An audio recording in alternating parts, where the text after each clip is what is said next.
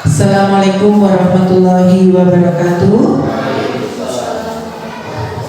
Yang saya hormati teman-teman guru dari SD Negeri 3 Cendana, puji syukur kita panjatkan kehadiran Allah Subhanahu wa Ta'ala. Pada kesempatan kali ini kita bisa berkumpul dalam keadaan sehat tanpa kurang suatu apapun. Sholawat serta salam tidak lupa kita panjatkan untuk junjungan kita Nabi Muhammad Sallallahu Alaihi Wasallam. Semoga kita termasuk kaum yang akan mendapatkan syafaat beliau di yaumil akhir nanti. Amin Allahumma amin. Sebelumnya saya sampaikan terima kasih banyak kepada teman-teman yang telah menyediakan waktunya untuk mengikuti diseminasi atau penyebaran pemahaman tentang budaya positif.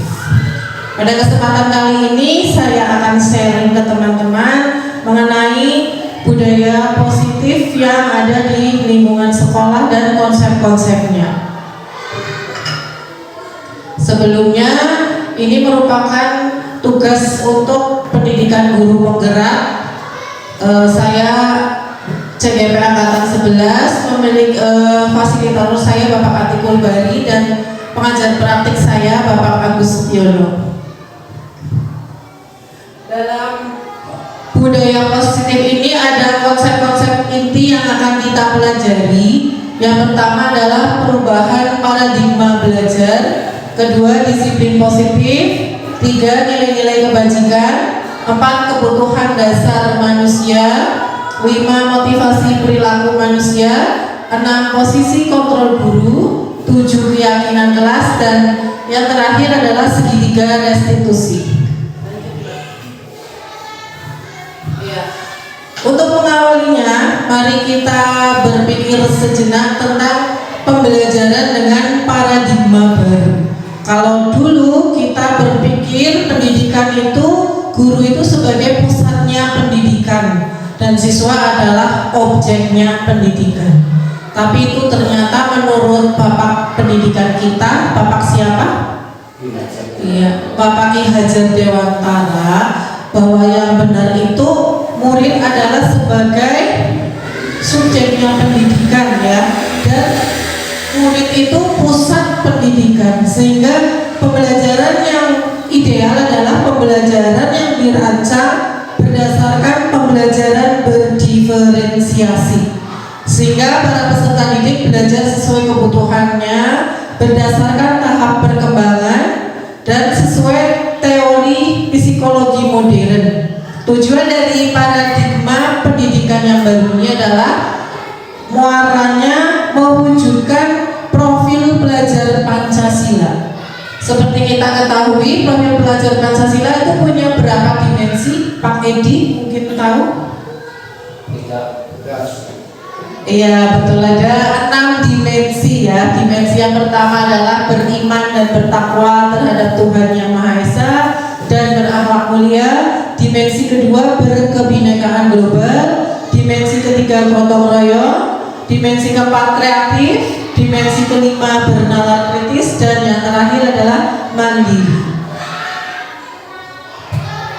Selanjutnya, miskonsepsi tentang teori kontrol atau salah konsep ya, salah konsep kita selama ini tentang teori kontrol. Yang pertama, ilusi guru mengontrol murid. Ini adalah sebuah konsep yang salah kalau guru itu dapat mengontrol murid. Kita berpikir perilaku murid dapat kita kontrol, itu sebenarnya kurang tepat, karena yang dapat mengontrol perilaku itu manusia hanya dapat mengontrol perilakunya sendiri ya. Ketika anak patuh terhadap kita, berarti anak itu memang mengontrol dirinya supaya patuh, seperti itu. Yang kedua, ilusi bahwa semua penguatan positif efektif dan bermanfaat. Terkadang selama ini ketika anak-anak kita atau murid-murid kita memiliki sikap yang baik, memiliki prestasi, kita memberikan penghargaan atau penguatan positif. Dan ternyata itu penghargaan itu tidak selamanya bagus, tidak selalunya bagus. Ada efek sampingnya. Nah, efek sampingnya apa nanti kita bahas lebih lanjut. Terus yang ilusi ketiga, kritik dan rasa bersalah mampu menguatkan karakter. Nah, selama ini kadang kita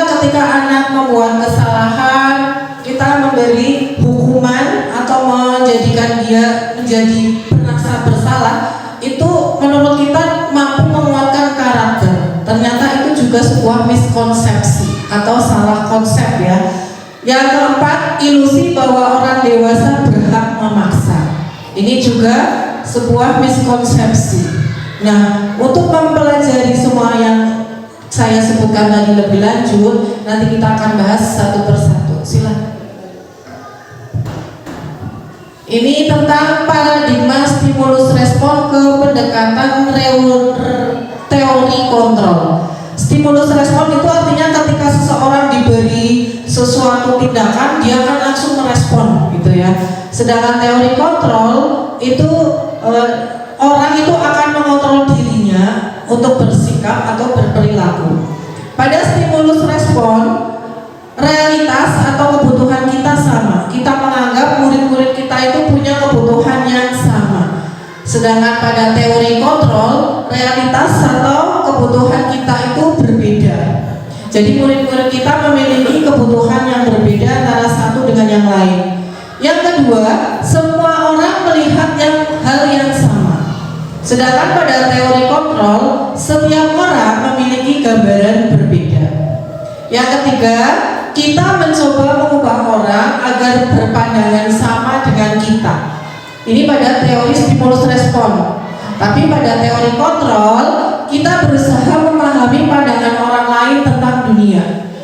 Sedangkan yang keempat, perilaku buruk dilihat sebagai suatu kesalahan, padahal belum tentu ya. Sedangkan pada teori kontrol, semua perilaku memiliki tujuan.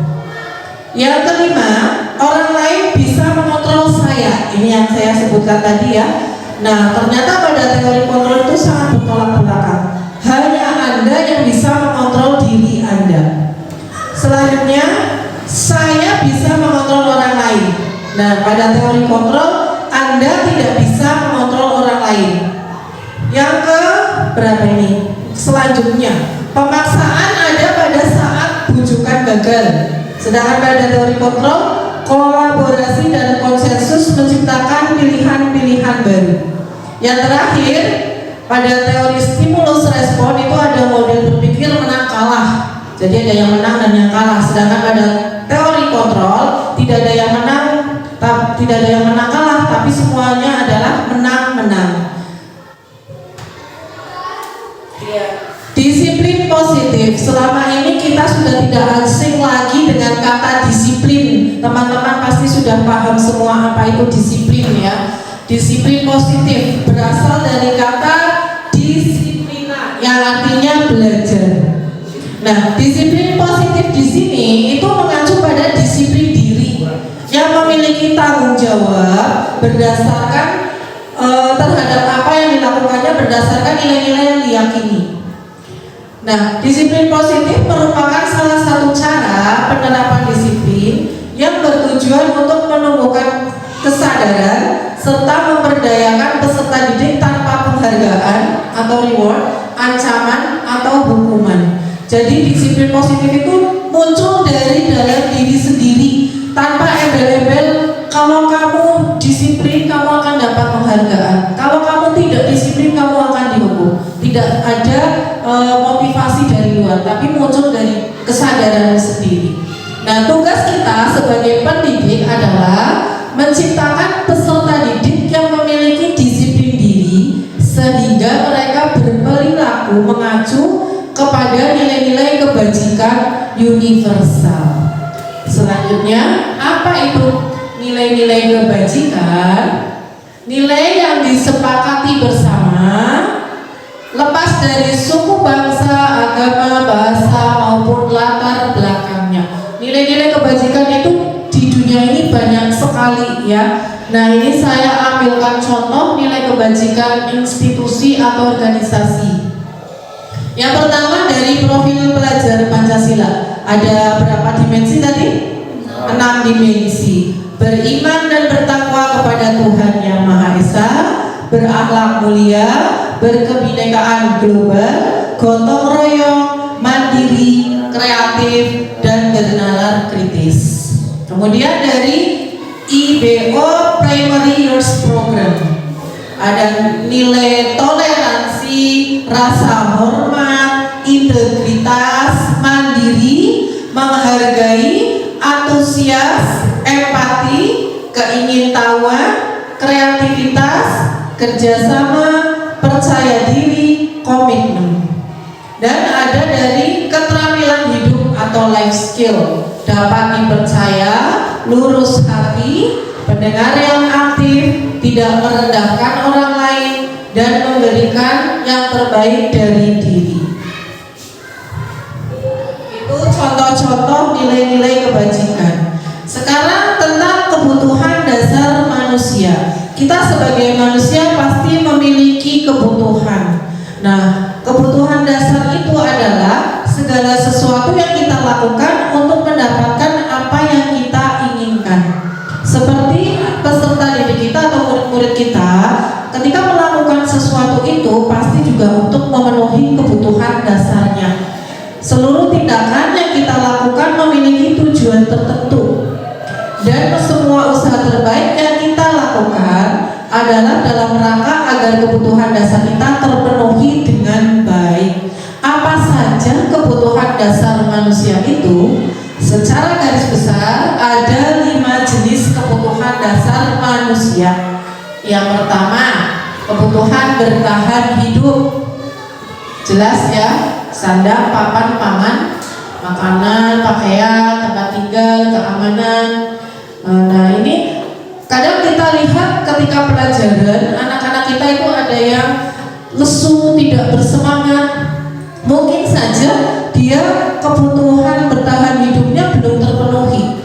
Mungkin dari sekolah, dari rumah ke sekolah itu belum sarapan. Nah, kita sebagai guru itu hendaknya paham kebutuhan dasar dari siswa kita itu apakah sudah terpenuhi atau belum. Yang kedua, kasih sayang dan rasa diterima. Contohnya rasa diterima, dipedulikan. Kadang di kelas kita menemui anak yang antisosial ya, sukanya menyendiri, tidak mau bergabung dengan temannya. Nah, itu mungkin dia kebutuhannya itu belum terpenuhi, kebutuhan rasa diterimanya. Yang ketiga ada kebutuhan penguasaan, harga diri, berprestasi, diakui, didengar. Nah, mungkin Bapak Ibu atau teman-teman sering menemui murid-murid yang selalu ingin tampil ya, ingin menjadi pemimpin untuk teman-teman lainnya. Terus ada kebebasan, mandiri, memiliki pilihan. Nah, ketika kita mengajar dengan metode yang itu saja, mungkin banyak murid kita yang akan merasa jenuh karena merasa tidak bebas, tidak punya pilihan, harus mendengarkan, harus mencatat. Padahal murid juga memiliki kebutuhan akan kebebasan. Sesekali kita boleh bawa ke ruangan kelas ya, outdoor kelas ya, atau pembelajaran di luar. Terus ada kebutuhan tentang kesenangan, bermain, humor, antusiasme, tertawa. Nah, kalau kita melaksanakan pembelajaran itu jangan saklek terlalu serius ya. Sesekali kita boleh menyelingi dengan humor, dengan permainan agar anak-anak kebutuhan rasa senangnya juga terpenuhi. Nah, sekarang motivasi perilaku manusia. Setiap orang, setiap anak, setiap murid ketika melakukan sesuatu itu pasti ada motivasinya. Secara garis besar, motivasi itu terbagi menjadi 2. Motivasi dari dalam diri atau intrinsik dan motivasi dari luar atau ekstrinsik. Motivasi intrinsik itu untuk menjadi orang yang mereka inginkan dan menghargai diri sendiri dengan nilai yang mereka percaya. Jadi melakukan sesuatu itu memang karena motivasinya dari diri sendiri ya. Nah, sedangkan motivasi ekstrinsik itu karena dari luar. Pertama, untuk menghindari hukuman atau ketidaknyamanan. Yang kedua, untuk mendapat imbalan atau penghargaan dari orang lain. Jadi ketika murid kita melakukan tindakan atau sesuatu yang salah, kita bisa menggali apa motivasi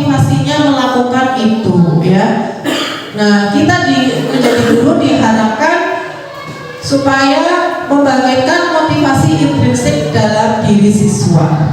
Sekarang ke hukuman, konsekuensi, dan restitusi. Teman-teman sudah tidak asing lagi dengan hukuman dan konsekuensi ya. Mungkin yang asing adalah kata restitusi. Ini ada perbedaan antara hukuman, konsekuensi, restitusi. Apa itu hukuman? Hukuman itu biasanya tidak terencana, tiba-tiba. Karena tidak terencana, murid tidak tahu apa yang akan terjadi. Kemudian bersifat satu arah karena yang memutuskan hanya guru saja, murid hanya sebagai objek. Terus berupa hukuman fisik atau psikis, mengelilingi lapangan beberapa kali, mengangkat kaki di depan kelas, itu contoh hukuman fisik. Hukuman psikis contohnya dengan berkata dengan nada tinggi, memarahi. Kemudian apa bedanya dengan konsekuensi? Kalau konsekuensi itu lebih terencana atau disepakati sesuai peraturan. Di kelas teman-teman kan sudah ada peraturan kelas. Nah, di situ ada konsekuensinya juga. Misalkan tidak mengerjakan PR, konsekuensinya adalah mengerjakan di luar ruangan. Itu konsekuensi ya. Jadi anak sudah tahu apa yang akan terjadi. Namun, walaupun sudah tahu, murid tetap merasa tidak nyaman. Yang ketiga, sikap guru selalu memonitor murid. Nah, ini yang paling ideal adalah yang ketiga, restitusi. Apa itu restitusi? Proses memperbaiki kondisi bagi murid untuk memperbaiki kesalahan. Jadi ketika murid melakukan kesalahan atau tindakan yang menyimpang, tugas kita sebagai guru adalah membimbingnya supaya menemukan solusi untuk memperbaiki kesalahan tersebut, bukan dengan menghukumnya. Nah, restitusi ini merupakan proses kolaboratif antara guru dan murid yang mengajarkan pada murid untuk mencari solusi sendiri. Jadi solusi itu muncul dari murid sendiri, bukan dari guru. Selanjutnya, posisi kontrol guru. Ada 5 posisi kontrol guru. Pertama, penghukum. Kedua, pembuat rasa bersalah. Ketiga, pemantau. Keempat, teman. Kelima, manajer. Nah, menurut teman-teman, sekarang itu teman-teman sedang berada di posisi mana di kelas teman-teman, di kelas Bapak Ibu? Apakah sebagai penghukum, pembuat merasa bersalah, pemantau, teman, manajer? Jadi masing-masing posisi ini ada perbedaannya ya. Dan kira-kira posisi yang paling ideal itu posisi apa? Iya, posisi sebagai manajer. Lanjut. Contohnya ya, untuk membedakan masing-masing posisi itu, kita berikan contoh. Ada kasus siswa tidak memakai atribut lengkap saat upacara bendera. Kalau posisi penghukum, jelas sudah pasti akan memberi hukuman dengan berkata hormat pada bendera 1 jam. Itu posisi penghukum. Jadi bisa memberi hukuman fisik maupun psikis. Terus kalau pembuat merasa bersalah, berapa kali ibu bapak harus memberitahu kamu selalu saja mengecewakan ibu bapak. Dengan perkataan seperti ini, murid pasti akan merasa, aduh aku salah ya. Jadi membuat murid merasa bersalah. Lanjutnya, ketiga, posisi teman. Kalau posisi teman itu lebih akrab dengan murid ya, menganggap murid itu seperti bestie. Ayo dong ikuti aturan sekolah, tolong bantu ibu bapak ya, sekali ini ya sudah, tidak apa-apa, lain kali jangan sampai berbuat seperti ini lagi ya. Nah, itu posisi teman, tidak memberi hukuman tapi seperti teman. Yang keempat, pemantau. Contoh kalimat yang diucapkan oleh guru yang berada di posisi pemantau. Kamu sudah melanggar peraturan sekolah, kamu tahu konsekuensinya. Setelah upacara kamu beli atributnya ke koperasi dan jangan diulang lagi ya. Pada posisi pemantau ini, guru memberi konsekuensi ya. Jadi tidak memberi solusi tapi memberi konsekuensi atas kesalahan yang dilakukan oleh murid. Sedangkan yang kelima, posisi yang paling ideal yang seharusnya guru miliki yaitu posisi sebagai manajer.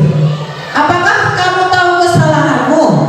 Kira-kira bagaimana kamu memperbaiki kesalahanmu?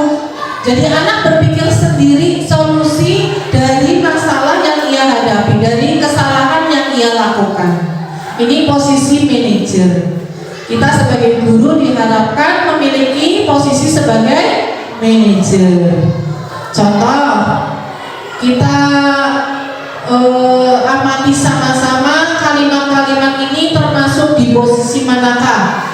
Ada seorang guru mengatakan, saya kecewa sekali dengan kamu. Kira-kira ini posisi apa? Merasa bersalah, pembuat merasa bersalah atau penghukum? Saya kecewa sekali dengan kamu. Kalau kita bilang kecewa ke orang lain kan orang lain pasti akan merasa bersalah. Berarti adalah posisi pembuat merasa bersalah. Contoh lagi, kamu tidak pernah benar melakukannya. Nah, ini posisi apa?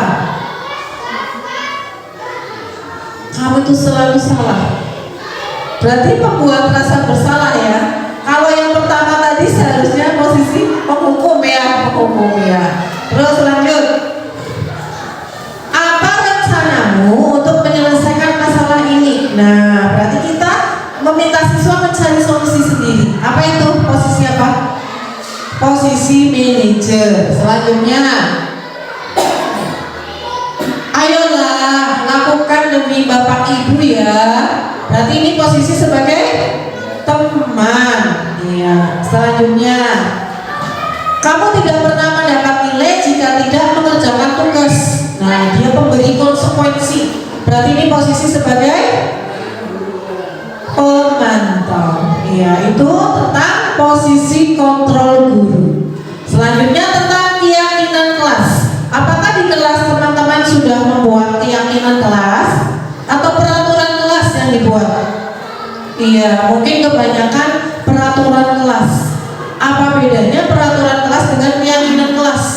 Ada bedanya ya. Kalau peraturan kelas itu biasanya yang membuat siapa? Guru kan? Guru ya. Murid melaksanakan karena takut dihukum, takut diberi sanksi. Tapi kalau keyakinan kelas itu dibuat bersama-sama antara guru dan murid. Murid melaksanakannya karena dia memang sadar, kalau saya tidak melaksanakan ini, saya berarti melanggar keyakinan kelas. Nah, contohnya ketika seseorang berkendara menggunakan helm, ya, naik motor menggunakan helm. Kalau dia itu menganggapnya memakai helm adalah sebuah peraturan, kalau saya tidak memakai nanti saya mendapatkan ditilang atau mendapatkan sanksi, maka dia ketika di jalan raya akan memakai helm. Tetapi ketika naik motor di jalan desa yang tidak ada polisinya, dia tidak akan pakai helm karena di situ aman, tidak ada polisi yang akan menilang. Tapi kalau timbulnya keyakinan dari dalam diri bahwa memakai helm itu adalah untuk keselamatan, maka dimanapun dia naik motor, meskipun ke kebun, meskipun mau ke sawah atau ke ladang, yang pasti akan memakai helm walaupun tidak ada polisi, karena sudah yakin dari dalam dirinya bahwa itu hal yang baik. Nah, ciri-ciri keyakinan sekolah atau sifat-sifat keyakinan sekolah, yang pertama bersifat abstrak, yang kedua berupa pernyataan universal, yang ketiga dibuat dalam pernyataan positif. Tidak boleh keyakinan kelas dibuat dengan pernyataan negatif. Contohnya, jangan ribut saat pelajaran. Itu positif apa negatif? Negatif ya.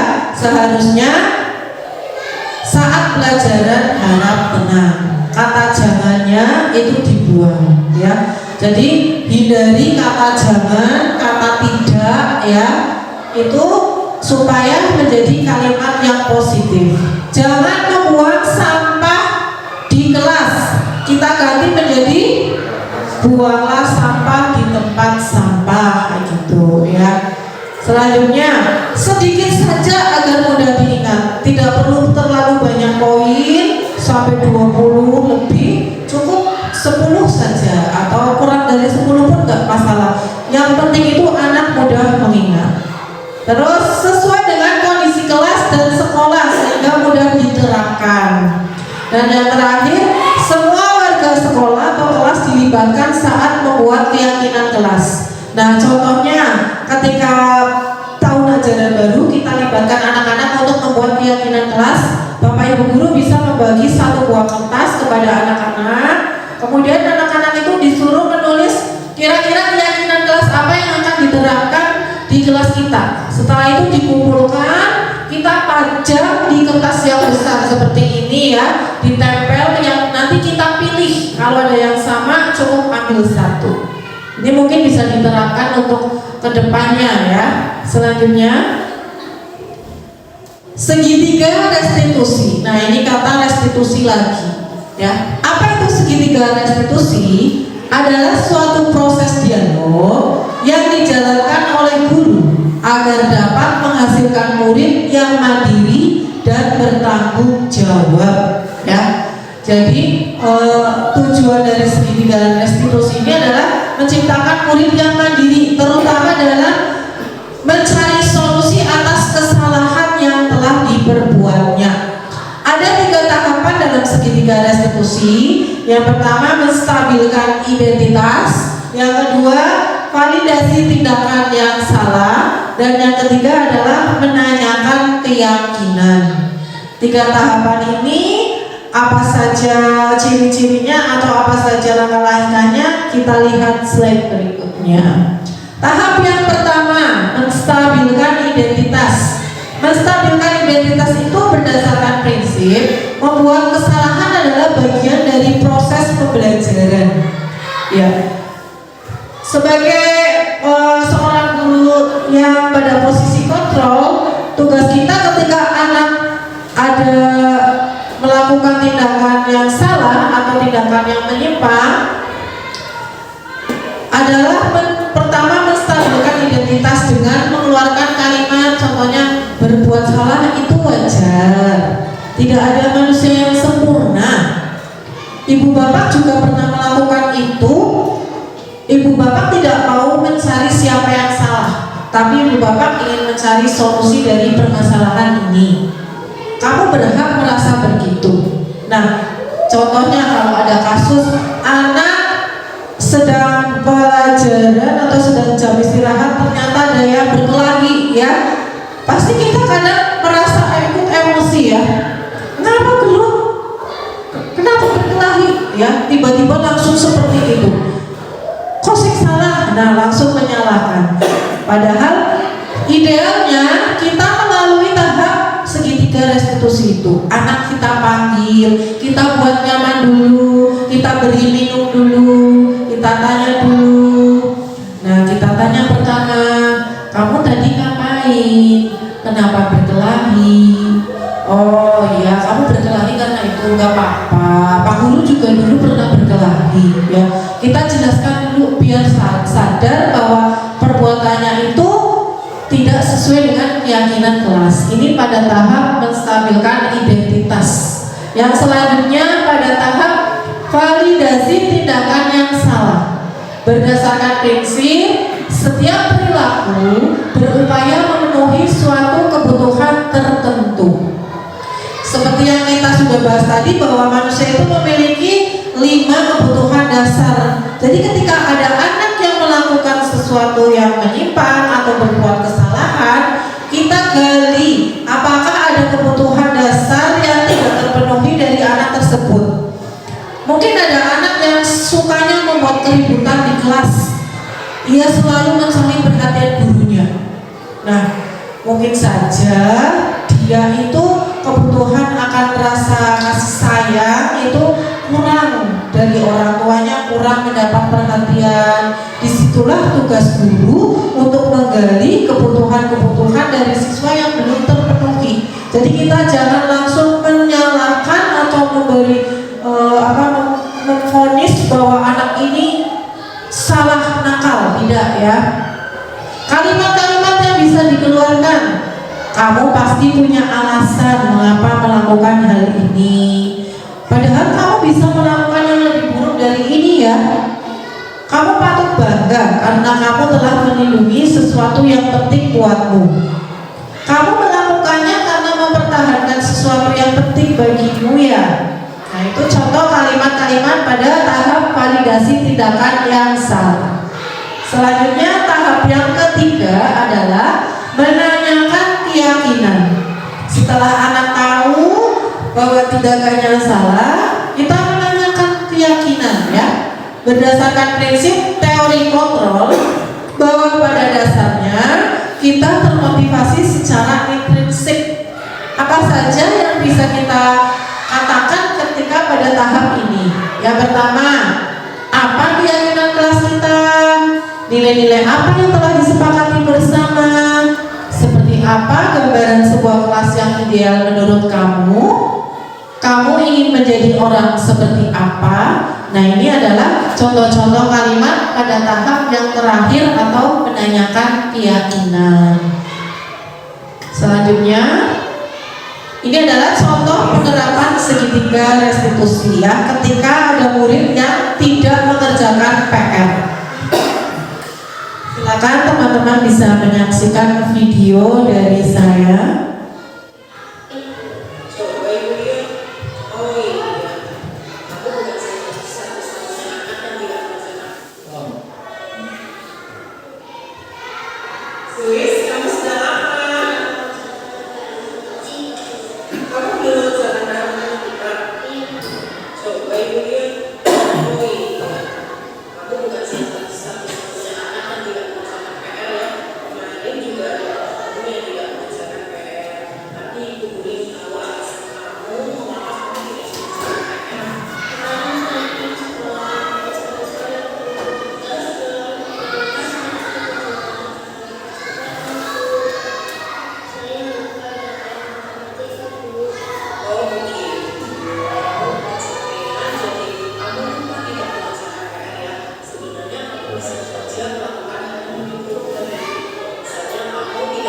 Ini tahap menstabilkan identitas.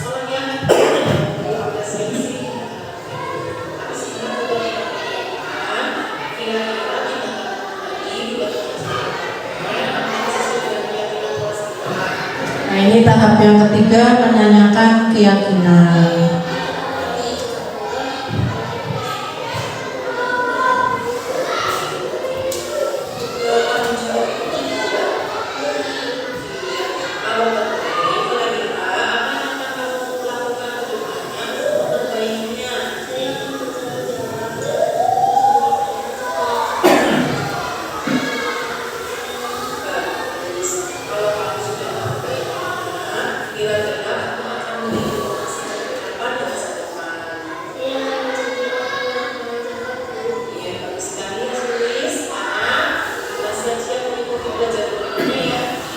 Ya, ini contoh kasus ketika anak tidak mengerjakan PR yang diberikan ya.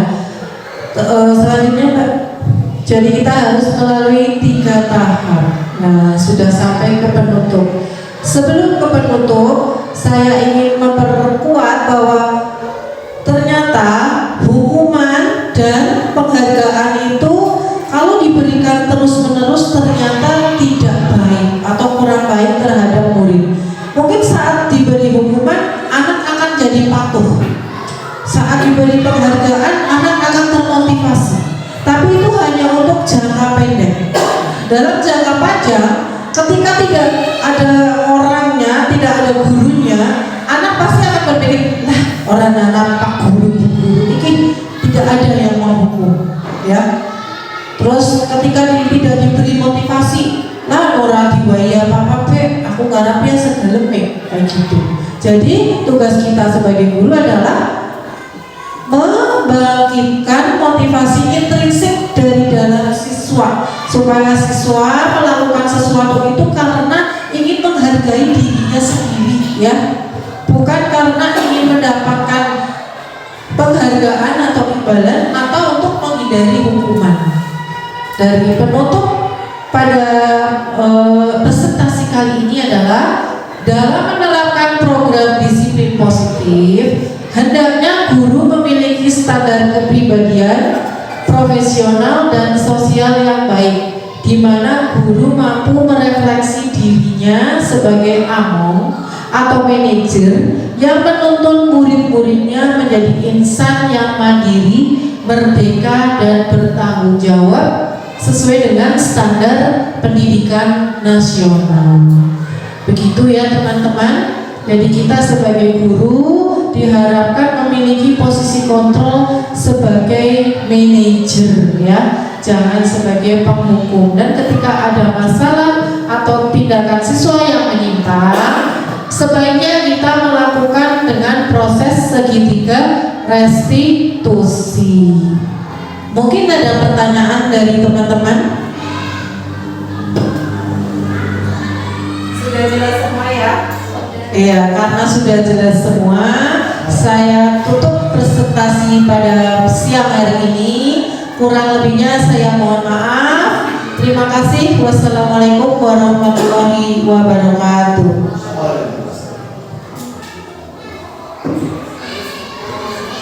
Terima kasih. Terima kasih.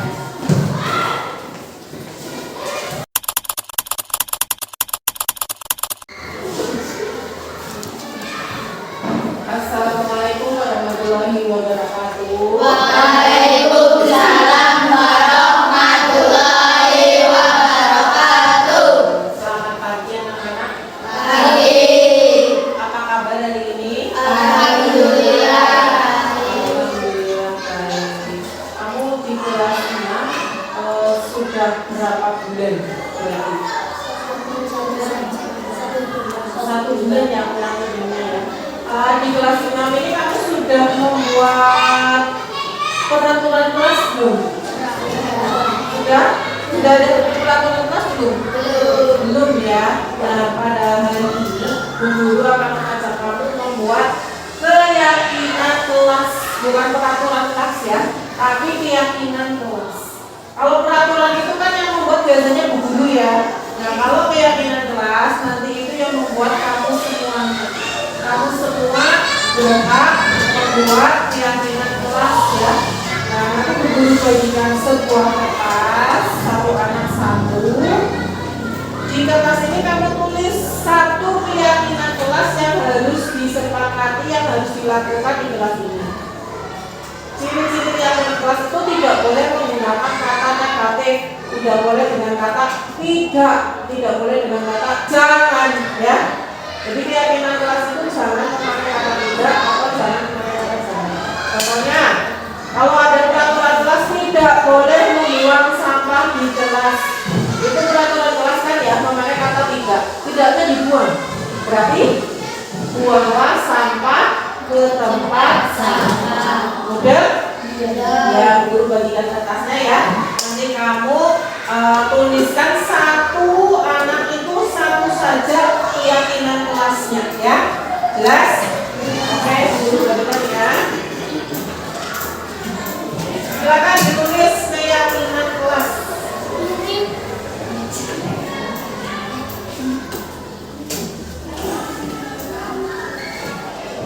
Ayo ditulis, langsung saja ditulis.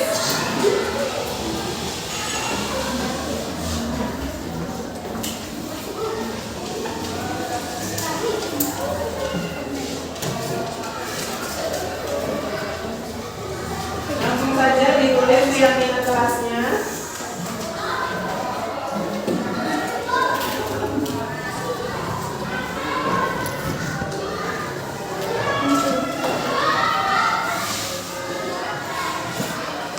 Ditulis ya. Kira-kira keyakinan kelas apa yang ingin kamu buat di kelas 6 ini?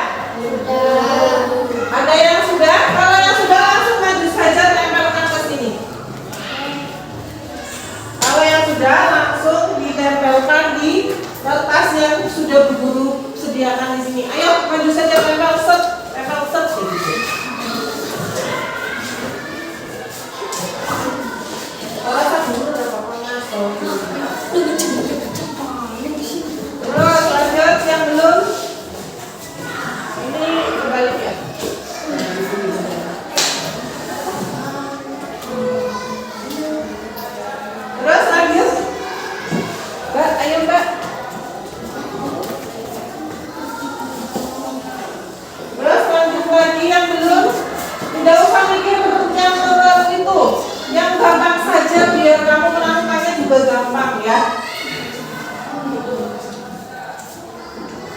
Ayo, yang dulu. Tempel, ayo.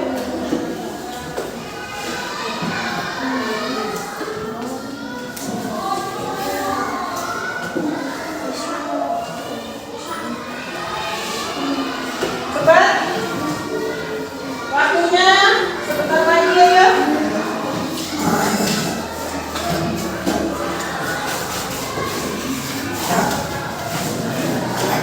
Ya, terus berapa anak ini yang belum menempelkan?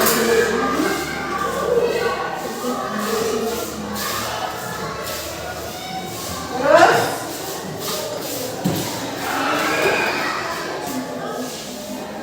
lanjut, masih kurang 3 anak ya, 4 anak.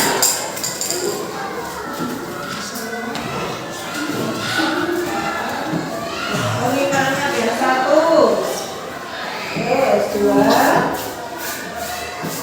Masih kurang 3 anak. Ayo Mbak, cepat. Mas.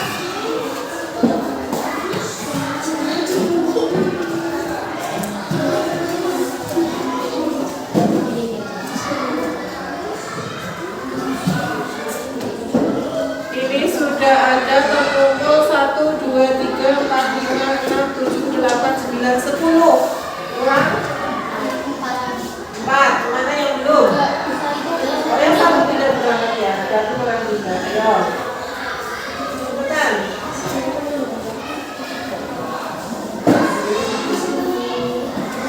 Coba langsung set. Tempel. Terus lagi tempel. 1 lagi. 1 lagi. Ya, tempelkan. Ya, itu tabrakan. Inilah keyakinan kelas yang sudah kamu buat ya. Ada berapa ini? 13. Nanti kita bahas satu persatu ya. Yang pertama, masuk kelas tepat waktu. Ya, silakan dicatat. Sekretarisnya siapa? Sekretaris catat, masuk kelas tepat waktu. Ini keyakinan kelas yang pertama ya. Masuk kelas tepat waktu.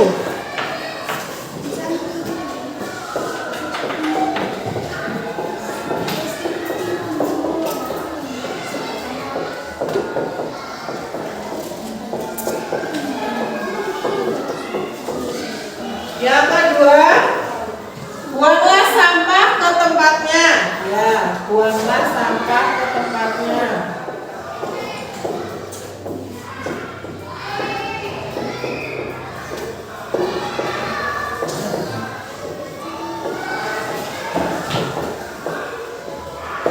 Yang ketiga, piket harus dilaksanakan. Berarti laksanakan piket gitu ya. Sesuai jadwal.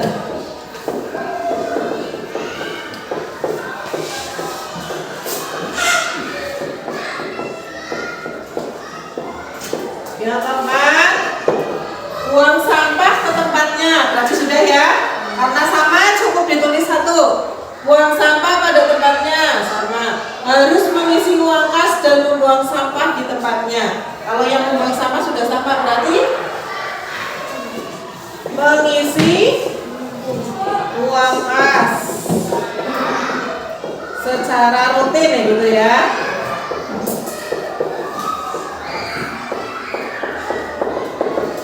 Terus yang kelima, membuang sampah di tong sampah sama mendengarkan guru ketika berbicara dan menjelaskan ya betul.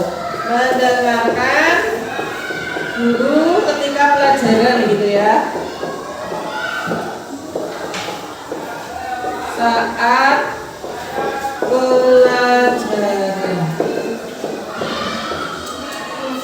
Yang keenam, buang sampah ke tempatnya sama tidak boleh membuli ya. Bagus ini ya, tidak boleh ya. Tapi kalau keyakinan kelas itu tidak boleh pakai tidak ya. Berarti tidaknya jangan dipakai. Berarti sesama teman saling menghormati. Bukan tidak boleh ya. Sesama teman saling menghormati atau menghargai. Terus piket, ini sudah piket ya. Mendengarkan guru saat berbicara juga sudah. Mengerjakan PR dan kerja kelompok, berarti mengerjakan tugas dengan baik ya. Kerjakan tugas dengan baik.